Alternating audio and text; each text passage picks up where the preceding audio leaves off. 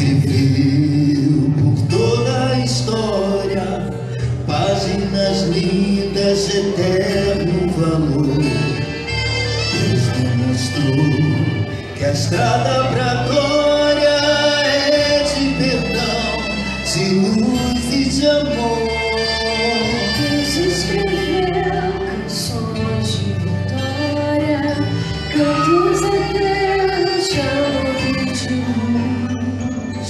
Cristo Jesus, o autor da história, escreveu com sangue a história da cruz. Deus escreveu histórias tão lindas como canções de amor. Pode chover, pode ventar, tudo termina em flor. Deus escreveu palavras eternas com seu amor que a vida clareia. A sua lei escreveu nas pedras, mas meus pecados gravou na areia. Deus escreveu em meu coração muitas promessas de poder. Deu-me conforto e deu-me seu perdão. Deus escreveu que eu posso viver.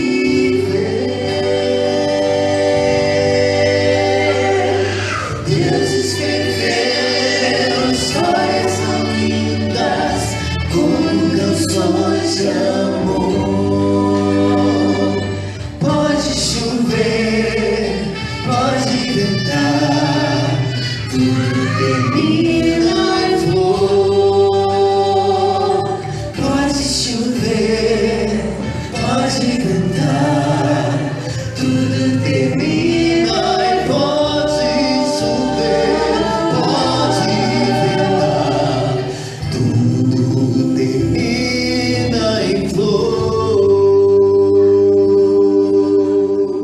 Feliz sábado a todos. Como a Val falou, estou em casa, né? Ela chegou, eu nem estava aqui para te receber. Eu falei, Val, estou em casa, imagina.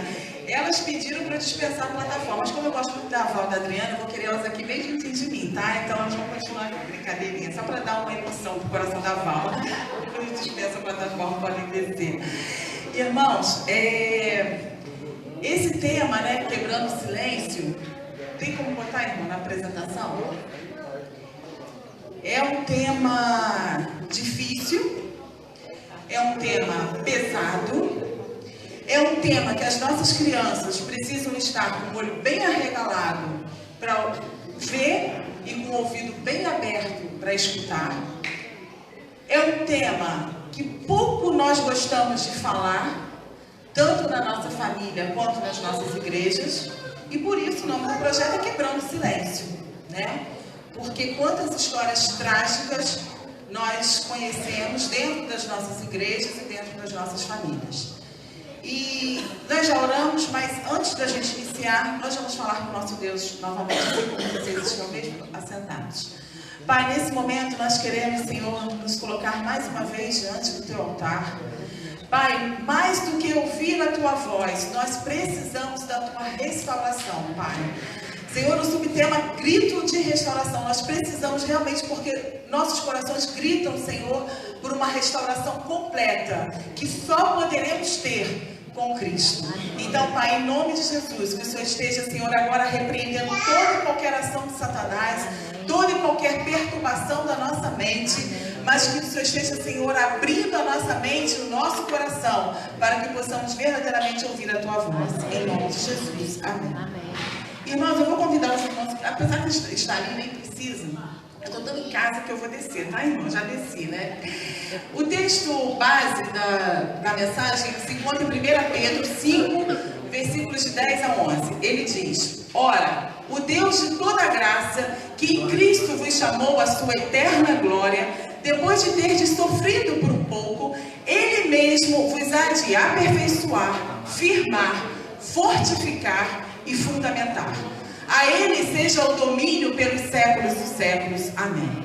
Irmãos, esse tema, ele vem para nos derrubar. Ele vem para causar sofrimento. Mas o texto base, ele diz que somente em Cristo nós seremos aperfeiçoados, firmados, fortificados e fundamentados. Mas o abuso, né, na vida das nossas crianças, dos nossos adolescentes, ele não é somente sexual. Sexual é o tema e a gente vai falar porque foi isso que está na programação. Mas existe também o abuso emocional e o abuso espiritual que acontece nas nossas casas. Porque você vê assim, abuso sexual, isso não é para mim. Eu não abuso do meu filho, eu nunca fui abusada, então nem vou parar para prestar atenção. Mas, irmãos, quando você desrespeita seu filho no sentido de criar cavernas emocionais, traumas emocionais, você está abusando emocionalmente do teu filho.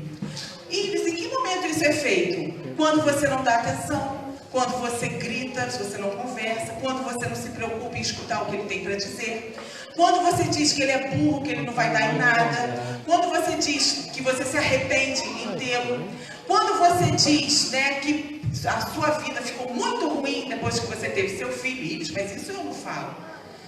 Quando você, infelizmente, passa por um processo de divórcio, de separação, e quando você usa a sua criança para contaminar, para prejudicar ou para irritar, né, a pessoa que foi separada, você também está abusando emocionalmente dessa criança. Você está criando traumas nessa criança que dificilmente algum psicólogo vai dar conta se não tiver Cristo. Quando você abusa espiritualmente, quando você apresenta esse Deus, quando você faz uma relação com seu filho, olha, não fala besteira não peca não, porque Deus vai te castigar. Olha, Deus está lá em cima, está vendo. Olha, você vai para a perdição. Olha, você vai queimar no enxofre. Irmãos, isso é um abuso espiritual, porque Deus não é isso. Deus não é essa imagem que tem aí, que fica com chicote no céu, só chicoteando a gente, não. Ele é Deus de justiça, Ele é, mas Ele é Deus de misericórdia, Ele é Deus de amor. Ele é Deus que mandou seu único filho para morrer por mim e por você. Então, quando você faz esse tipo de coisa, você também está promovendo abuso espiritual. E todo abuso, ele tem uma consequência. Todo abuso, seja da forma emocional, espiritual ou sexual, ele vai trazer desgraça, tragédia individual, tragédia familiar e tragédia social. Emocional. Essa criança que o tempo todo, desde a barriga da sua mãe, ela já recebe uma carga negativa em termos de emoção, ela vai reproduzir isso.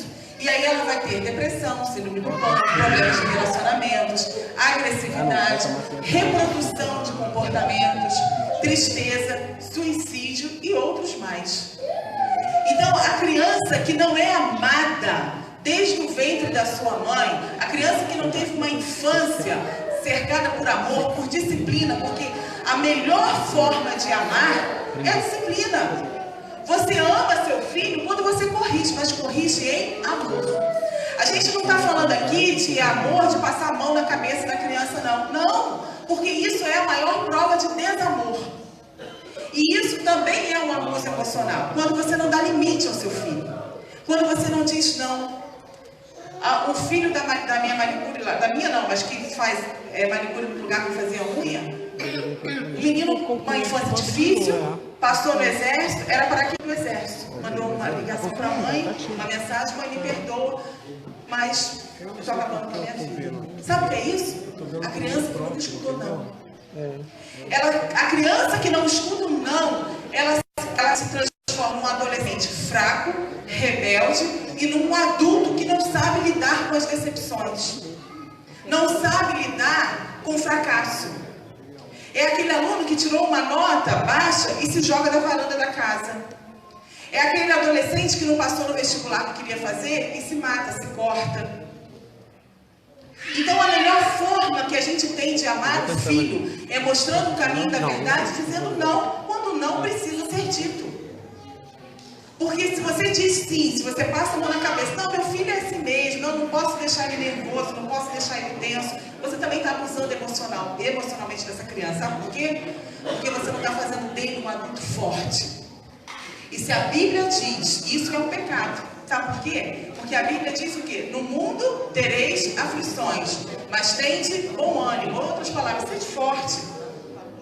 E qual instrumento que nós estamos dando para os nossos filhos para que eles possam ser fortes e viver nesse mundo que jaz no maligno? Já pararam para pensar nisso? Então isso também é uma forma de abuso emocional. O abuso sexual, quais são as consequências? Além de todos esses acima, né, do abuso emocional, as doenças sexualmente transmissíveis, o HIV, a gravidez. E aí você pode dizer, não, mas a gravidez sempre é bênção. Mesmo que seja engravidar de um pai, de um tio, de um avô, de um irmão. A coisa de alguns meses lá na maternidade escola, tem muita gente nova na igreja, né? Isso é bom, né? Nossa, isso é muito bom. Então, para quem não me conhece, eu sou enfermeira, trabalho na maternidade escola da UFRJ e trabalho no INCA também, de Vila Isabel, que é de mama. Então, lá na maternidade escola, a coisa de uns 3 meses, tinha uma menina de 12 anos que estava tendo neném. Sabe quem era o pai? O irmão. Eram 8 filhos, eles dormiam tudo no mesmo quarto, na sala, os pais no quarto, e aí o irmão com aquelas brincadeirinhas, tocando desde quando a menina tinha 6, 7 anos de idade. E aí, nessa, a menina acabou engravidando. Então, isso é uma consequência muito ruim.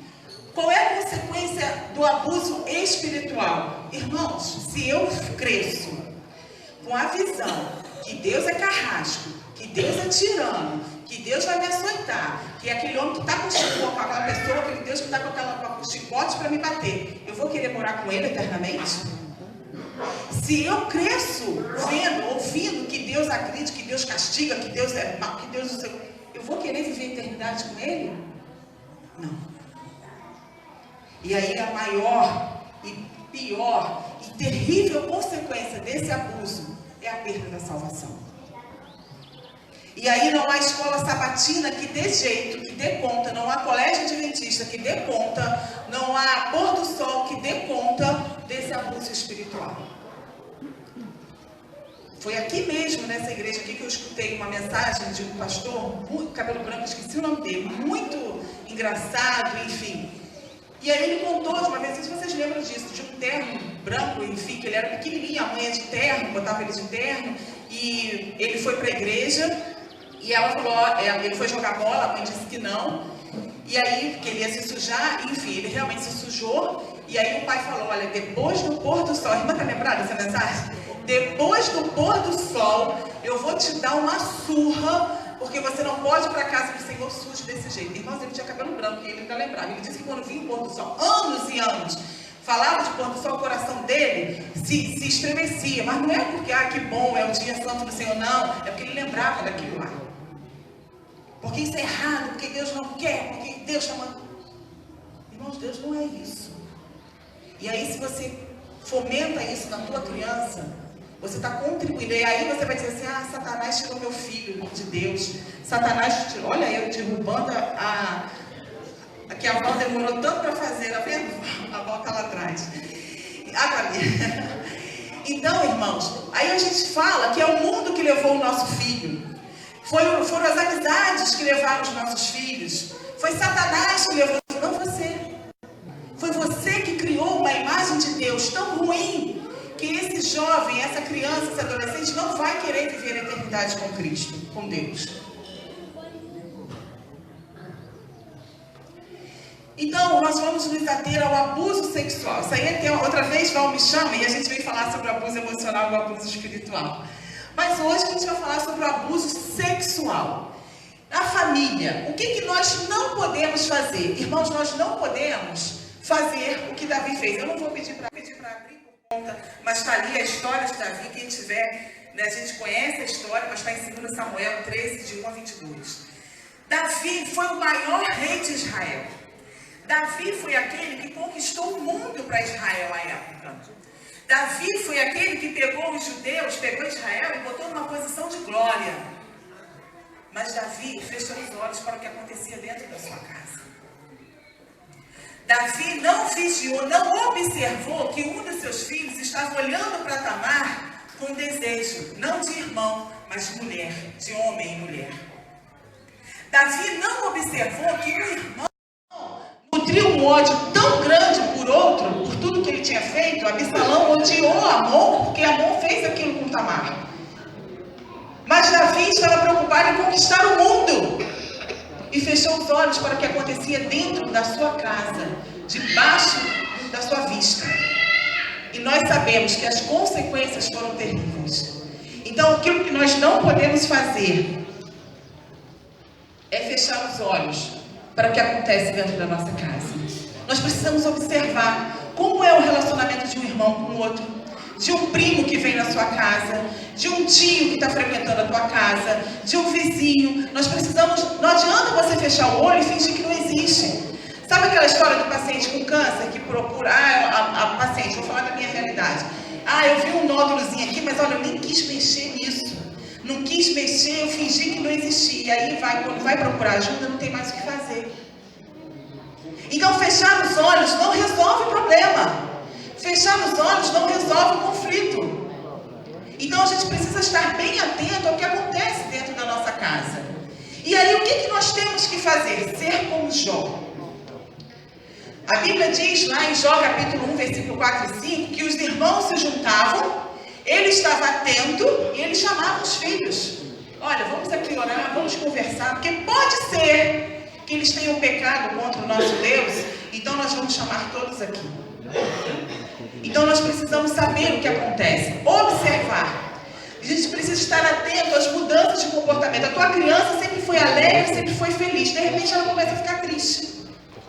Ela sempre foi amável e de repente ela começa a ficar agressiva. Ela nunca teve uma alteração física e aí ela começa, criança de 2, 3 anos, começa a aparecer um corrimento vaginal. O menino nunca sentiu dor no pintinho e começa a sentir dor, ardência. Nunca sangrou na parte anal e aí começa a fazer cocô sem sangue. São alterações físicas. Que podem ser fisiológicos, podem ser problemas, sim. Mas essa criança ela pode estar sendo vítima de abuso. Certa vez isso acontece, irmãos, na casa do pobre, na casa do rico, na casa de qualquer um. Acontece na Zona Sul, acontece na favela, na comunidade. Acontece em qualquer lugar. Num determinado hospital, por questões éticas, eu não vou dizer o nome, lá na Zona Sul, uma amiga estava de plantão nesse dia, no hospital pediátrico. E aí chegou uma família de classe alta desse hospital. A queixa é que a menininha de 2, 3 anos estava com sangramento vaginal. Mas o pai muito nervoso, dizendo que não precisava daquilo, que aquilo era coisa da mãe, a mãe tensa, meio que acuada. E a médica percebeu que tinha alguma coisa estranha ali, pediu para o pai se retirar, porque ele estava muito alterado durante o atendimento, pegou uma boneca, pediu para essa amiga minha conseguir uma boneca, lá era no hospital pediátrico, tinha um monte, e aí ela foi e perguntou para a menina: querido, o que você está sentindo? E aí ela apontou na pepeca da boneca. A gente vai falar português claro aqui, mas que é um português que as crianças conseguem entender, tá? E aí a menininha foi e falou assim: eu tô com dor aqui. Apontou, que ela quase não falava. Ela apontou na pepeca da boneca. E estava com sangramento e ela dizendo que estava com dor. Mas você enfiou alguma coisa? Você bateu em algum lugar? Faz aqui para ti, então, que finge que você é a boneca. Olha a estratégia da médica. Finge que você é a boneca e conta pra ti, então mostra o que está acontecendo. Ela pegou a caneta da médica, introduziu na pepeca da boneca e começou a falar: papai bota, papai bota. Automaticamente essa médica falou para a mãe: olha, eu vou ter que acionar o conselho tutelar e chamar a polícia. O que essa mãe fez? Começou a chorar, pegou a criança e fugiu do hospital. Eu chego a me arrepiar. Então, isso há anos atrás. Uma coisa de uns 6 anos atrás, essa história. Aí você acha que hoje isso não acontece? Então, nós precisamos estar atentos. Conversar abertamente com seus filhos. E nós precisamos falar com os nossos filhos: olha, ninguém pode botar a mão no seu peitinho, ninguém pode botar a mão no seu pintinho, ninguém pode botar a mão no seu bumbum, ninguém pode botar a mão na sua pepeca, não fique sentado no colo de estranhos. A gente tem que falar. Mas muita gente parece que tem medo de falar sobre sexo, falar dessa possibilidade com as nossas crianças, e a gente precisa orientar os nossos filhos. E aí você pensa assim, não, Iris, mas eu só tenho menino. Eu só tenho menina, então estou livre disso. Irmãos, eu não trouxe o índice aqui, porque na verdade o objetivo não era esse. Mas está lá na revista Quebrando o Silêncio a questão dos índices do abuso, principalmente nos meninos. E tem um pastor, que eu não vou falar o nome, por questões éticas, embora ele diga isso o tempo todo na internet, em vários momentos, mas ele conta que ele foi abusado, né, ele era molestado pela babá. Ele tinha 5 anos, até os 9. Essa babá tinha 14, 15 anos, e ela tocava nas partes íntimas dele, enfim, abusava ele, fazia algumas coisas com ele, botava ele, né, para fazer sexo oral nela, com 5 anos de idade. E isso foi dos 5 aos 9 anos. Só que a questão é que para a criança ela tem prazer. Existe, eu não sou aqui da área, mas tem gente que sabe que tem a fase oral da criança, lá de bebê, que tem isso, tem prazer. Tanto prazer oral quanto prazer anal. Então, para a criança, aquilo não é um mal. A criança sente prazer com aquele toque. Então, ele não vê. Tanto que ele fala, que saudade da minha babá. Ele é meio gaiato e ele fala essas coisas. Então, a criança, ela não vê em muitos momentos isso como algo ruim. Ela vê isso como prazeroso. Então, a gente também tem que começar a perceber, que a gente fica olhando assim, observando, que está até ali, em relação assim, não, se a criança, é uma coisa que a gente sempre orienta, né, que a gente sempre escuta, se a criança vê uma pessoa e tem uma repulsa, tem um medo, se esconde, isso também é um sinal que tem alguma coisa de errado ali. Mas se você vê também que essa criança ela tem uma psicose, uma coisa exacerbada, exagerada com uma pessoa, com a outra pessoa, do sexo oposto, você também tem que botar suas barbas de molho para saber. Pode ser um carinho, pode ser um afeto. Não estou falando para ninguém ficar agora todo mundo apavorado, com o olho arregalado, meu Deus. Não, pode ser uma coisa normal, uma coisa positiva. Mas quem vai fazer a diferença, quem vai observar, quem vai ver isso? É através da observação. A partir do momento que você observa, você vai ver se é uma coisa normal, natural, ou se tem alguma coisa de errado. Gerar confiança nos filhos. Eu sempre falo, eu tenho 2 filhas, uma de 14 e uma de 7.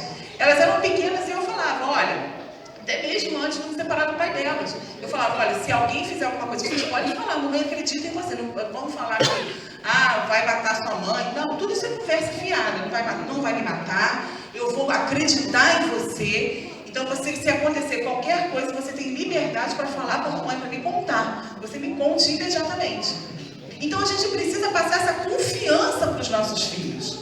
Dizer, olha, pode acontecer sim, existem pessoas más.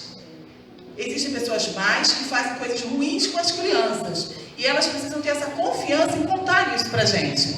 Atentar para as alterações físicas, como eu já falei.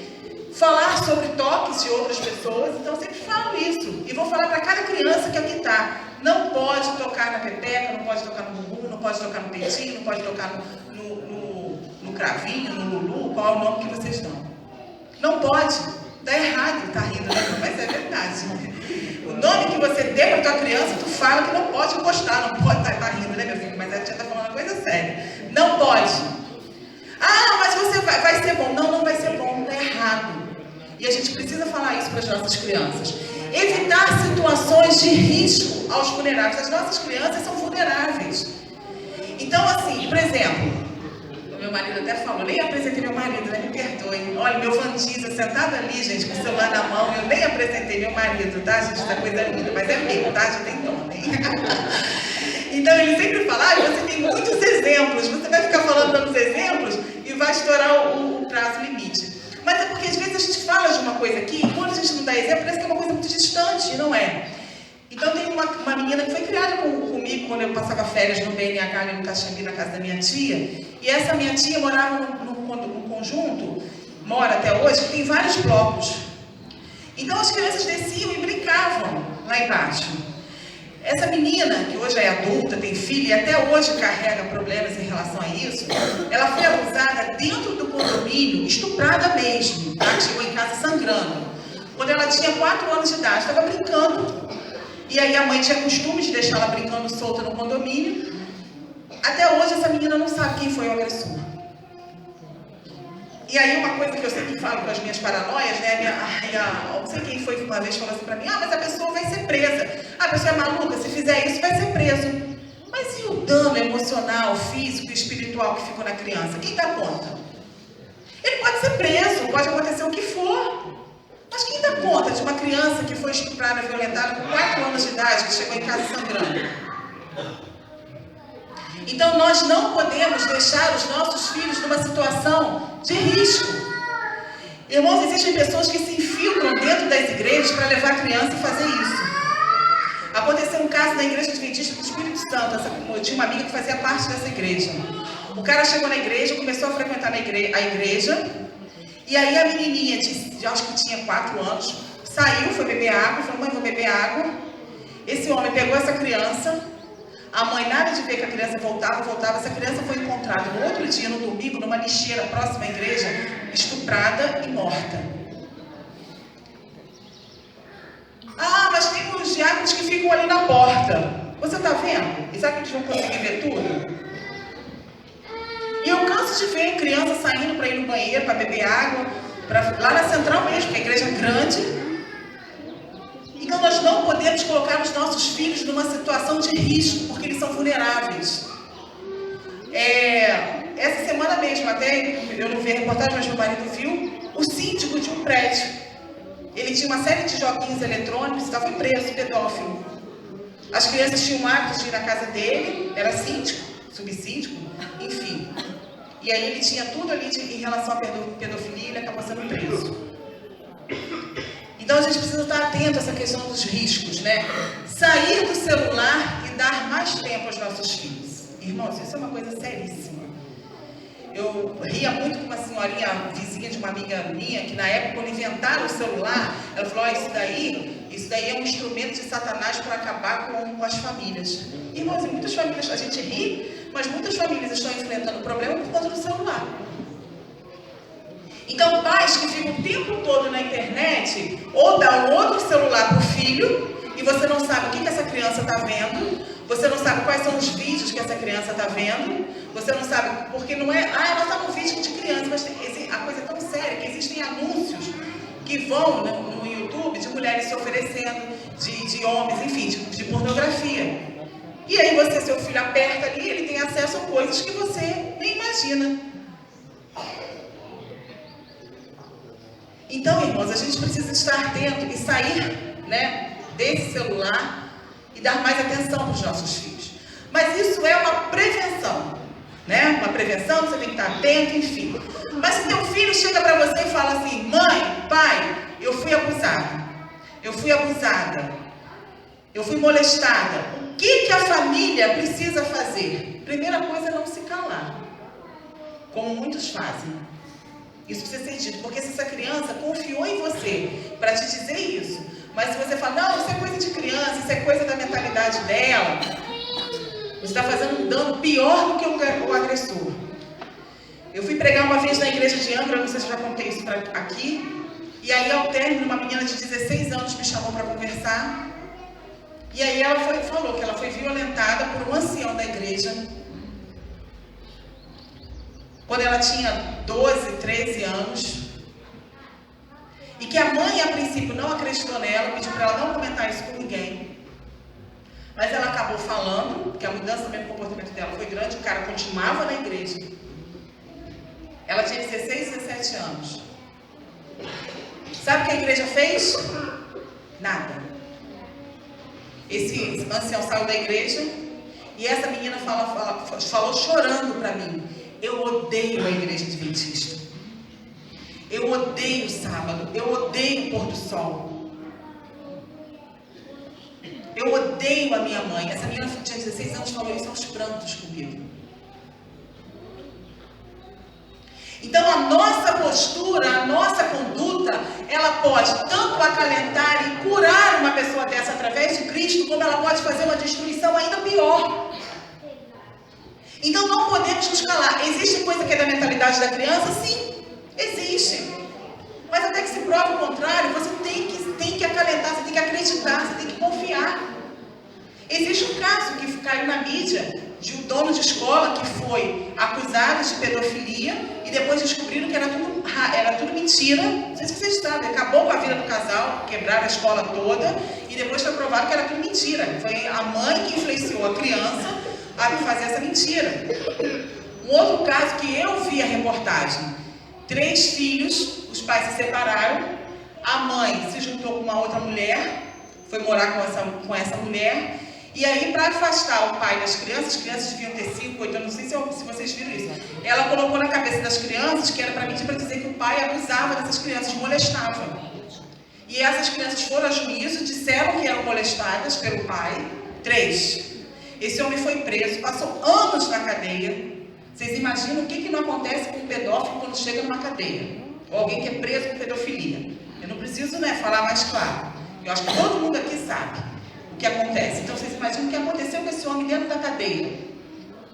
E aí os filhos atingiram a maioridade, foram procurar onde o pai estava para pedir perdão ao pai e ir na justiça, abrir o processo, dizer que foi tudo mentira, mas que foram influenciados pela mãe, que a mãe é que mandou eles mentirem. Então existem esses casos? Existem esses casos, mas até que se prove o contrário, a gente precisa acreditar nessa criança. Afastar o agressor, seja quem for. Mãe, meu pai está me molestando, meu padrasto está me molestando, minha babá está me molestando, minha madrasta está me molestando, minha mãe está me molestando. Afasta o agressor da família, da casa. Você não pode obrigar o teu filho a continuar convivendo com o agressor, seja ele quem for. Porque isso não vai passar uma confiança para o teu filho. Muito pelo contrário. Ele ainda vai ter mais ódio da situação e ódio de você, que estava ali para proteger, para acalentar. Escuta, acolhimento, dar segurança à vítima, suporte espiritual, físico e emocional. E aí, com profissionais qualificados nessa área. Existe a questão espiritual, mas existe a questão profissional. O abuso sexual dentro da igreja. Irmãos, isso acontece. Isso acontece com líderes, isso acontece com membros, isso acontece em acampamentos, acontece em retiros, acontece em banheiro da igreja, acontece na casa, vou passar o final de semana na casa de fulano de tal. Acontece. E não é que a gente não vai pegar. Minha filha mesmo, a mais velha, está num retiro agora dos adolescentes lá na Central, foi ontem. Mas é ensinar essa criança, no português claro, que ela pode ir sim, mas se acontecer qualquer das coisas que eu já citei aqui, ela precisa imediatamente contar para vocês. Contar para o pai e para a mãe. E a igreja precisa se posicionar em relação a isso. E aí existem essas reportagens, são reportagens verídicas de casos reais, tá? Então a igreja, ela precisa também trabalhar a prevenção. Desde a questão emocional, desde a questão da vulnerabilidade das nossas crianças. Então, por exemplo, tem escolas que não adotam, e igrejas também, professores que sejam do sexo masculino. Mas aí cada um vai encontrar o caminho para a questão da prevenção. Estar atento, se você vê que aquele irmão tem... Porque essa pessoa também precisa de ajuda, precisa de restauração. O que nós temos que fazer? Isso aqui é uma imagem real de um pastor do Espírito Santo que foi preso por pedofilia, tá? Prevenção, apoiar, não discriminar, não fofocar, cuidar, não se colocar numa situação de risco, nem colocar as crianças em risco, amar, estar atento às nossas crianças, não julgar e denunciar. Existe lá o 100, que é o número para denunciar essa questão de abuso. E aí quem vai investigar e ver se é real, se não é a polícia. Isso não é um trabalho nosso.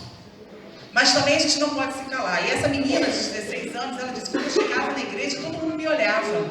Eu chegava no meio dos adolescentes, os adolescentes se afastavam. Quando eu chegava na igreja, ficavam só de tititi. Por quê? Porque julgamos, porque apontamos.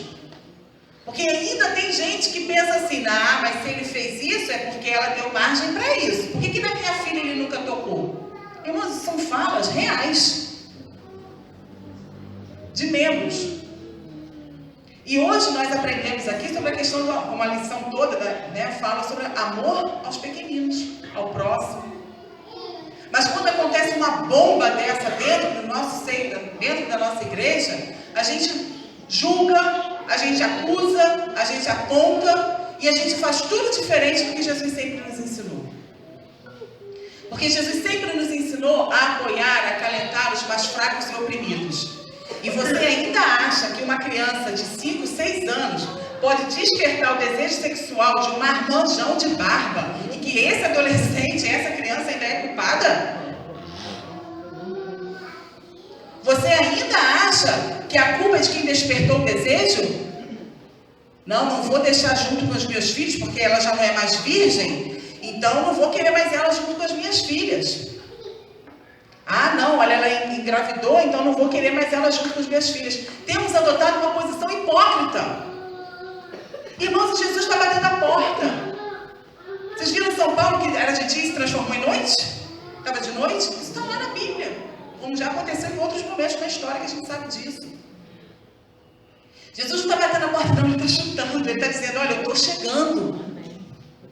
E aí nos reunimos em 4 paredes e dizemos, vamos ajudar o nosso próximo, vamos ajudar aquele que precisa, vamos, sabe, dar colo. Foi isso que Jesus nos ensinou, mas quando acontece uma bomba dessa no nosso meio, nós reproduzimos o comportamento de todos, menos o de Cristo.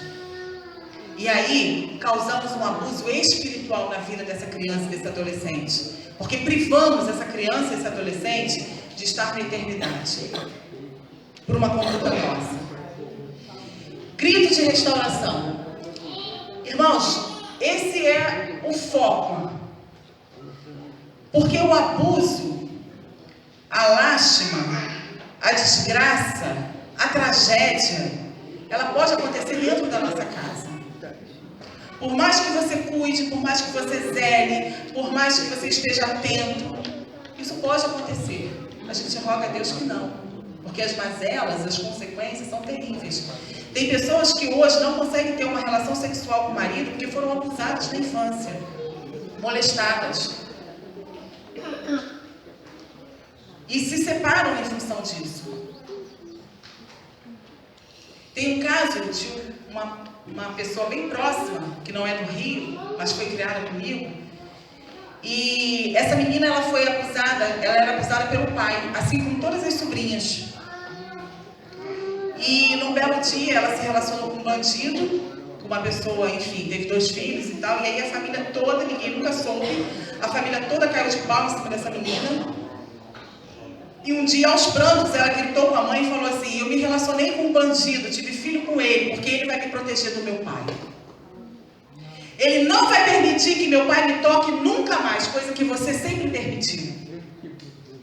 Irmãos, eu chego a me arrepiar. Como é para uma mãe ouvir isso? Então precisamos sim, um grito de restauração. Então o agredido, essa pessoa que sofre, irmãos, não tem... E aí eu vou me apropriar de um termo que eu escutei numa pregação sobre a cristificação. Irmãos, só Cristo para dar conta disso.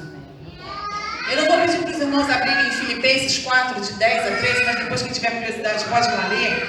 Esse texto ele fala, é Paulo falando. Paulo diz assim, olha, viver para mim é lucro, morrer comigo é Cristo, para mim tanto faz, eu sei ser açoitado, eu sei o que é naufrágio, eu sei estar em abastança, porque tudo para Paulo era Cristo.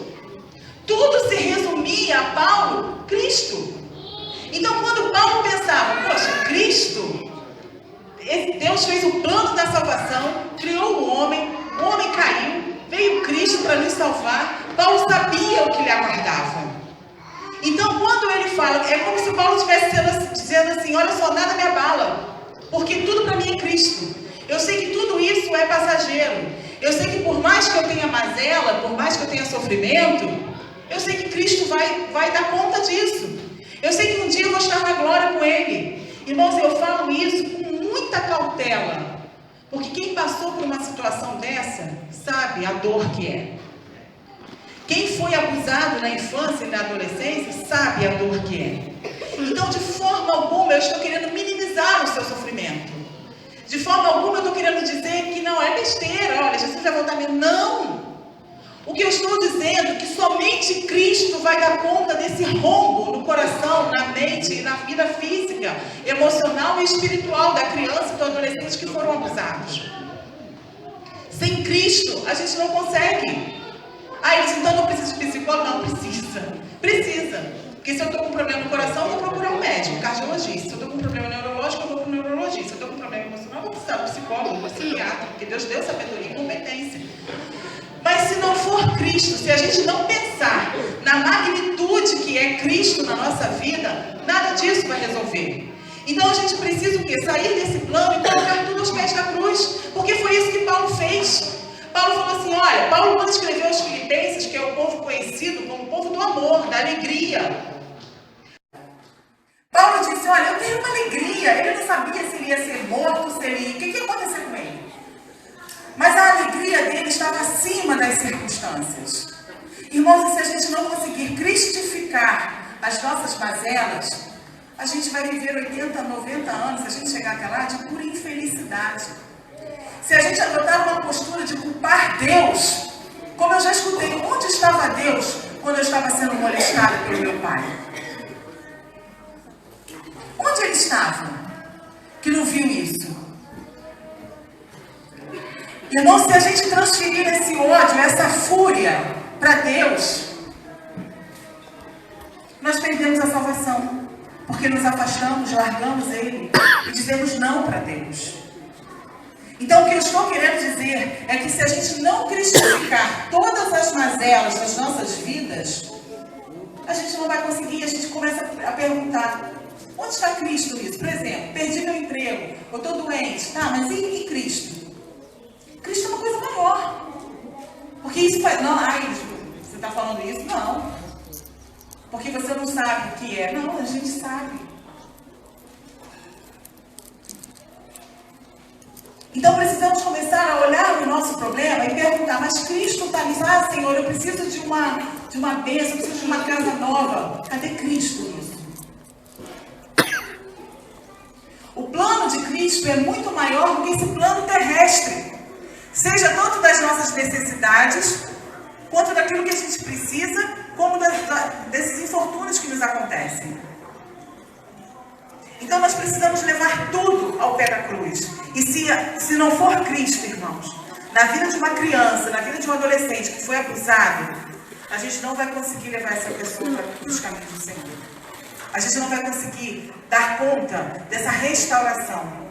Ela nunca vai conseguir se restaurar. Se ela não compreender que Cristo é maior do que tudo isso, que o que aguarda ela no futuro é algo que não tem dimensão, que não tem comparação com todo esse sofrimento. E aí, irmãos, esse grito de restauração, e com muito assim, sabe, aperto no coração, temor e tremor, que eu vou falar isso aqui, ele também é para o agressor. Esse agressor também precisa ser restaurado. E aí você vai pensar, Iris, um pedófilo que pega uma criança de 2 anos, que pega uma criança de 3 anos, um pai que faz isso, você está me dizendo que ele precisa ser restaurado e que ele vai viver no céu junto comigo?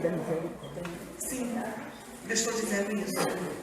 Porque hoje mesmo foi lido ali na classe, naquele texto de Mateus, quando diz, olha, quando você dá de comer para o necessitado, quando você ajuda, não foi isso mesmo, meu professor ali?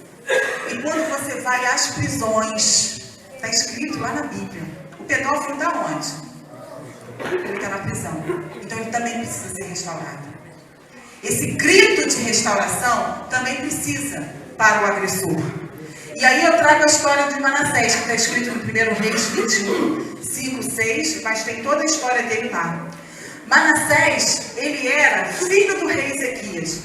Lembra do rei Ezequias que ficou doente e pediu mais 15 anos de vida para Deus? E Deus atendeu. E nesse período, ele teve o filho Manassés. A gente tem que ter muito cuidado com o que a gente pede, né? Porque Manassés foi considerado, foi dito por Deus, está escrito na Bíblia e também nos historiadores, o pior rei de todo Israel, de toda a história. Que não havia mais espaço para maldade no coração de Manassés. Sabe o que Manassés fez? Ele mandou queimar seu filho vivo para oferecer sacrifício aos deuses, aos nossos deuses. Você imagina o que é isso? Olha para o teu filho agora. Quem tem filho aí? Olha para o teu filho. Você consegue conceber você pegando essa criança, essa adolescente, bota até agarrada ali, né, vó? Ninguém vai pegar, não. Você consegue conceber você pegando teu filho e queimando vivo? Consegue conceber isso? A gente não vai fazer, ele fez. Esse homem, ele exerceu o reinado com uma tirania, com uma atrocidade, com uma maldade jamais visto. Não está registrado em Isaías, mas está registrado por livros historiadores, que esse homem foi responsável pela morte de Isaías. Sabe como que ele matou Isaías? Partido ao meio. Ele mandou partir o profeta Isaías ao meio, vivo. Vivo. Prendeu de um lado de outro e partiu ao meio. Só que esse homem, ao final da vida, ele se arrepende. E Deus concede a ele a graça dele voltar e tentar restituir, restaurar tudo que ele fez, né, de atrocidade, principalmente conduzir o povo à adoração ao Deus verdadeiro. Só que era tarde demais. A Bíblia diz que ele não conseguiu isso. E o filho que ele teve, que ficou no seu lugar, também foi um rei muito mau. E não levou o povo a adorar a Deus. Manteve a idolatria. Só que esse homem, no final da vida, ele se converte. E tem uma palavra de Deus dizendo para ele que ele ia ser salvo, que ele ia reinar de eternidade em eternidade com Deus. Vocês já pararam para pensar, para imaginar o susto de Isaías quando ele chegar no céu e dar de cara com Marcelo? Tá rindo, né, Alex? Já imaginaram? Vocês já imaginaram o que vai ser? O susto que as pessoas que ele fez tão mal vão chegar. Isaías, acho que vai até, se estiver sentado, ele vai cair. Se estiver em pé, também. Isaías vai dizer, você aqui vai viver o novo céu da nova terra comigo? Mas vai.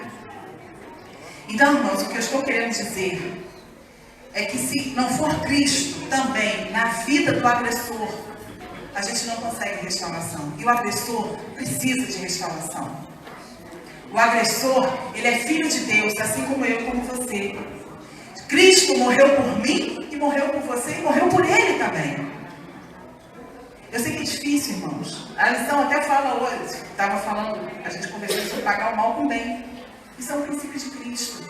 Mas, irmãos, a gente, será que eu, Deus me guarde, vendo uma filha ser abusada, molestada, sofrendo, eu, por mim mesmo, ir vazio, vou conseguir perdoar esse agressor? Vou conseguir ser um canal de restauração para esse agressor? Você vai conseguir? Por você só? Não. Mas se você cristificar isso, essa tragédia, a gente consegue. Somente Cristo consegue essa restauração, tanto para o agredido quanto para o agressor. E sabe por quê? Porque é isso que importa. Amém? É isso que importa. Irmãos, o que importa é o novo céu e a nova terra. E eu me emociono porque muitas vezes a gente vê o outro, né, o pregador, a gente não sabe das mazelas que a gente já passou na vida. Isso eu estou dizendo aqui. Que só Cristo faz com que a gente perdoe determinadas coisas. É porque a gente vive isso na pele. Viveu isso na pele. Se a gente não cristificar, a gente vai perder isso aqui. Se a gente não tiver dimensão que o que realmente importa é o novo céu, a nova terra, irmãos, nós vamos perder. Porque se ficarmos agarrados e arraigados em todas as tragédias que a gente passa aqui na terra, a gente não vai conseguir vislumbrar isso. Porque é isso que nos espera, amém? Amém. É isso que nos espera. E a gente está falando do abuso sexual, mas não é qualquer tipo de tragédia. A perda de um filho. Você imagina você enterrar um filho, que dor. Que dor. Você perder um esposo, uma esposa. Você ser acometido por uma doença terminal e saber que seus dias estão chegando. A gente sabe que para a gente ter aquilo ali, a gente precisa passar pela morte, ou então ver Cristo voltando. Só que fica saudade, fica falta, fica ausência. E se a gente não conseguir pular isso e imaginar tudo que nos espera, se a gente não cristificar, a gente nunca conseguirá dar um grito de restauração. Então, em nome de Jesus, eu não sei quais são as tragédias da sua vida, eu não sei quais são os problemas que você carrega, eu não sei quais são os traumas que você carrega, mas cristifique em nome de Jesus. Cristifique para que você não sofra ainda mais com o que você já está sofrendo. Perdeu tudo, perdeu marido, perdeu casa, perdeu tudo, cristifique. Coloca os pés de Cristo, imagina o que te espera. Ficou enfermo, cristifique. Olha o que ele aguarda. Foi abusado, cristifique. É um agressor, cristifique. Vá procurar tratamento. Vai procurar restauração, cura. Porque o que nos aguarda, irmãos, é algo lindo, é algo majestoso. É algo que é para a vida toda. Esse sofrimento, como o texto lá de 1 Pedro, diz, olha, o sofrimento, ele é por um período. É por um tempo. Mas o que nos espera é uma eternidade de alegria, de contentamento, de regozijo e de adoração ao nosso Deus. Amém? Paizinho, nesse momento, nós queremos, Senhor, nos colocar diante de Ti, Senhor. Depois de um tema tão difícil, Senhor, tão pesado, Pai, nós chegamos à conclusão, Senhor, que só Cristo para nos restaurar. Então, Pai, o que eu clamo a Ti agora é que o Senhor traga, Senhor, o gozo da restauração, Senhor. Que o Senhor realmente, Pai, venha acalentar os nossos corações, nos abraçar e nos possibilitar, Senhor, viver a restauração contigo e aguardar aquele glorioso dia quando o Senhor irá nos chamar pelo nome, Pai. E nós iremos nos apresentar a Ti como obreiros aprovados pelo Teu amor, pela Tua misericórdia. Agora, Senhor, a dor da alma, que mensagem não consegue tratar, slide não consegue tratar, estatística não consegue tratar, aquela dor na alma, aquele trauma, aquele aperto, aquela angústia, Pai. Senhor, eu clamo a Ti agora que Teu Espírito Santo venha com bálsamo, Senhor. Que o Teu Espírito Santo venha, Senhor, trazendo paz, trazendo alento, trazendo esperança, Pai, naquilo que tudo pode, que é o Senhor. Pai, continue conosco, abençoa-nos, Pai, que possamos ser sempre canal de bênção, Pai, e veículos de restauração para a vida do nosso próximo. Em nome de Jesus. Amém.